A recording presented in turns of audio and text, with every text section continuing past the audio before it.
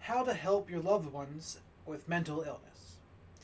The reason for today's video is going to be I see a lot of memes out there from a lot of well meaning sites like suicide prevention, mental health awareness places, and they say check up on your friends that are mentally ill. Now, I do not disagree with the sentiment, but I do believe ultimately it is the person with mental illness, it's their responsibility to take care of themselves and also to be honest about what they're thinking and feeling. And I've had anyone who's watched this channel knows have an anxiety, depression, perhaps other things too I don't even know about. And I know from experience it's my responsibility to take care of it. And I have to do what's best for me. And in terms of how other people could help me or anyone who has mental illness, I think there's different layers of how they could help. First of all, it depends how close you are to the person. A significant other of someone with mental illness, they might be able to say more to help the person who has anxiety, depression, or bipolar, etc. They can ask them more probing questions like, hey, have you been taking your medicines? Have you been watching your diet and exercising, sleeping right? Have you been avoiding excessive drug and alcohol use? Now, for someone who's more of an acquaintance or a friend, those kind of things might be too far, right? It might not be the right place to do them. But I think one of the best things anyone could do for someone who has anxiety, depression, or whatever is to just bring a non-judgmental attitude to the table and be okay with whatever the responses are when you say, hey, are you okay? And let them know it's okay to not be okay.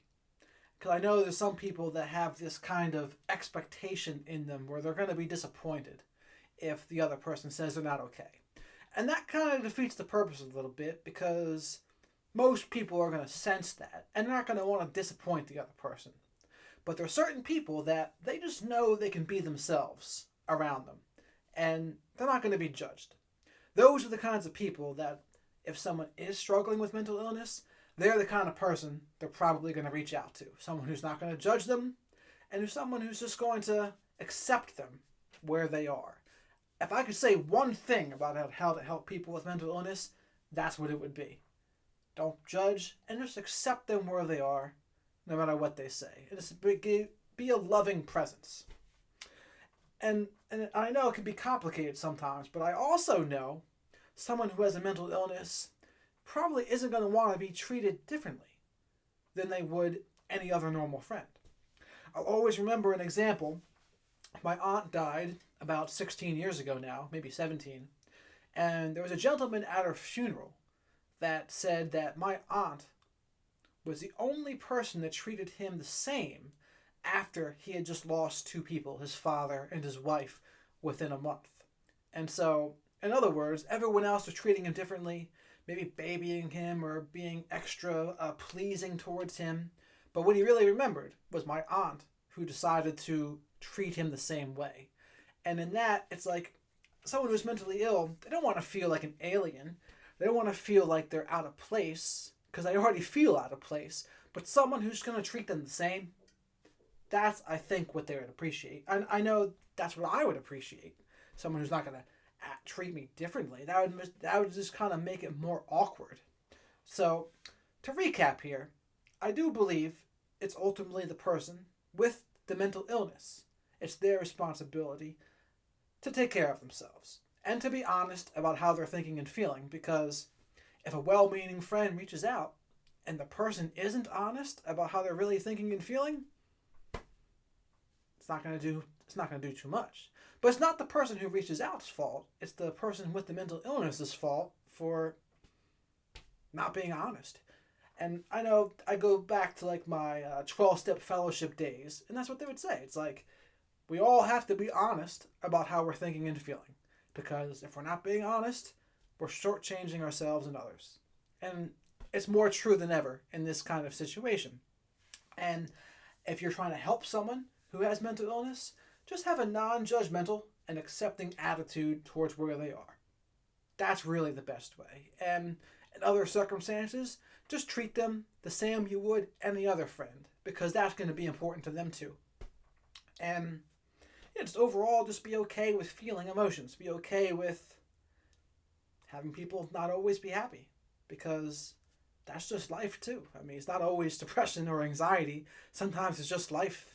It's just life that it's like, hey, it's not always going to be cookies and cream, as they say. There's going to be some ups and downs, and there's nothing wrong with that. It's just a part of the human experience. So, yeah, don't be uncomfortable with the negative emotions. I know I've been, in some cases, uncomfortable with difficult conversations, or uncomfortable with sadness or grief, and it can be difficult sometimes to hear. But it's something that I'm working on too. So those are the ways that I would say would be best to help someone who has a mental illness. So whether this person is a significant other, a friend, or a family member, yeah, just remember, don't be judgmental, and have an accepting attitude towards them. And then, treat them the same you would anywhere else you would love in your family, or whatever it is, a friend or whatever. That's how I think would be the best way. And for all of you who have the mental illnesses out there, remember, it's not up to our friends to watch out for us. It's great if they do, but ultimately, it's our responsibility. And I do know, I see people who have mental illness. They could sometimes use it as an excuse for bad behavior, or an excuse to kind of really be negative or something. And I'm not saying that happens all the time, but I certainly see it. And I mean, when someone's in that kind of mindset, there's really not much to say.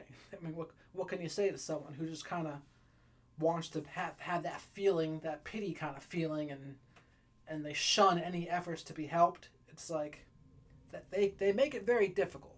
However, it is the mental illness as well, so I understand, but I also know it doesn't go too far. It doesn't, when we get into those funks, it's like it doesn't do any good for us, or anyone. And so, even in those situations, I would tell a friend or family member, or significant other, it's like, presence.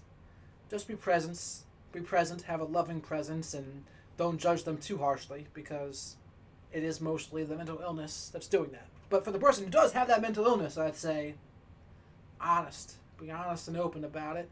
And don't forget to take care of yourself. Because I know, for me, if I'm not taking care of myself, and I'm doing my vices way too much, and then I'm wondering why I'm in a darker mood or more anxious, hey, the proof was in my actions. That's what started it. So I always have to remember, I am in control of a lot of how I feel. Not 100%, because I can still do everything I want to do and live and take care of myself as good as I possibly can, and still not feel good sometimes. That's true. But I'm much less likely to feel poorly when I do take care of myself. So that's my video for today. Hopefully this helps someone, and you can share it with someone who, if you have the mental illness, maybe share it with your friends and family, or your significant others, or if you know someone who is mentally ill, listen to what I had to say about not being judgmental and accepting. Those are some pretty important things, and treating them the same otherwise. So with that, I'd be curious what your comments are about this video, and if you agree, disagree, or anything you would like to add, please let me know. So with that, have a good one.